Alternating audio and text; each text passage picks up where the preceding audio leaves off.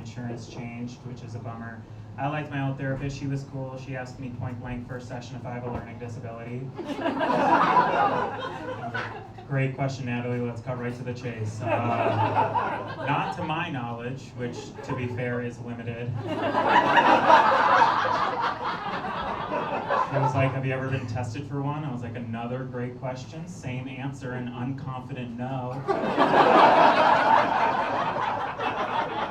She was like, you probably could have benefited from that. And then I paid her $40, so we had a pretty sick deal going on. I don't know if I have a learning disability. I did go to Catholic school all throughout my life. That can probably account for most of it. Definitely impacted my GPA, being graded on religion. It's like, yeah, of course I'm failing make-believe class. None of this shit makes sense. One time I asked a teacher, I was like, if Jesus died on Good Friday and then rose from the dead 3 days later, why do we celebrate Easter Sunday? What I thought to be an insightful question for a child to ask. He looked at me like I was stupid and said, Friday, Saturday, Sunday. I was like, oh, that's how we're counting days now. Tomorrow is 2 days away? This man taught me for a full year. A lot of stuff slipped through the cracks. I've got big beef with Catholics. Sorry if you're in here. They just say the darndest things, you know. Like, I was the only openly gay kid in my high school, so I had to have a lot of stupid conversations, a lot of fun arguments.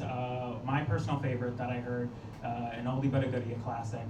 God made Adam and Eve, not Adam and Steve. It's like, have you never heard of a rough draft?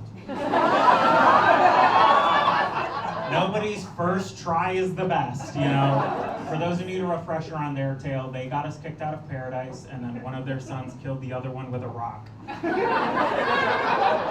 that's who they're using as the blueprint for relationships and family planning. Yeah, not to brag, but me and my future partner, we're gonna know which animals know how to talk. It's just a skill I've been working on. Yeah, you heard that, right? Future partner. I'm single, jaws are on the floor.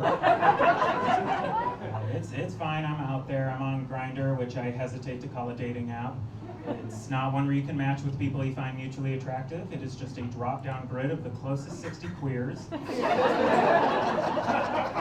You can message or be messaged by anybody. That's how I, at the age of 18, chatted with Father Time himself.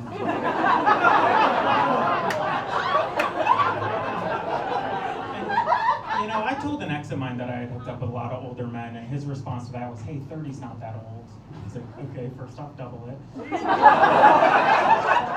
Second, to an 18-year-old, yeah, it is. It actually is, you know. When I was a teen, a 30-something-year-old man told me I needed to shave down there. I was like, I've got bad vision and shaky hands. I'm not taking a razor blade to my crotch just because you're a pervert, you know.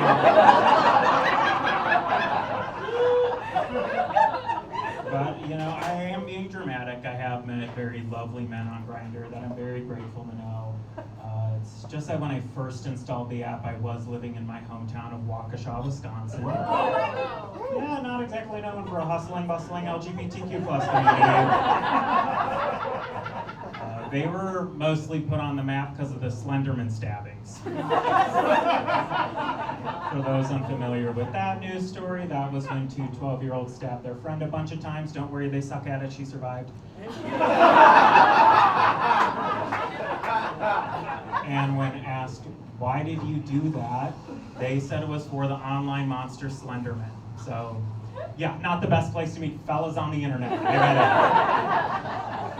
get it. You know, they say you gotta kiss a lot of frogs before you're kissing a prince. At a certain point in time, you do need to look in the mirror and be like, you fucked a lot of frogs, huh? You know, people are really gonna start to think it's your thing if you don't knock it off, baby. We are not out of the woods yet, still about knee deep in that pond, I'd say. They know how to find me. Recently, I was accused of ghosting a man I had never met with no profile photo. I was like, sir, I'm talking to a literal ghost. I bet if you had one picture of yourself up on your account, more people would respond to you and you'd be less upset that I don't. To which he said, I'm not upset. A pretty unconvincing statement when ended with an exclamation point. He's like, I've really been enjoying our conversation. I really like your personality. Like, this conversation is not my A game. You found my personality in my profile. Only thing I know about you is that you're bisexual, which, anybody else? Okay, we know he's not here. He was like, I'm an open book, just ask. I was like, I'm not here to read. I have a learning disability. I can't read. I'm here to fuck. And I can't believe I had to say those 4 sentences to someone. Alrighty, thank you so much. That's my time.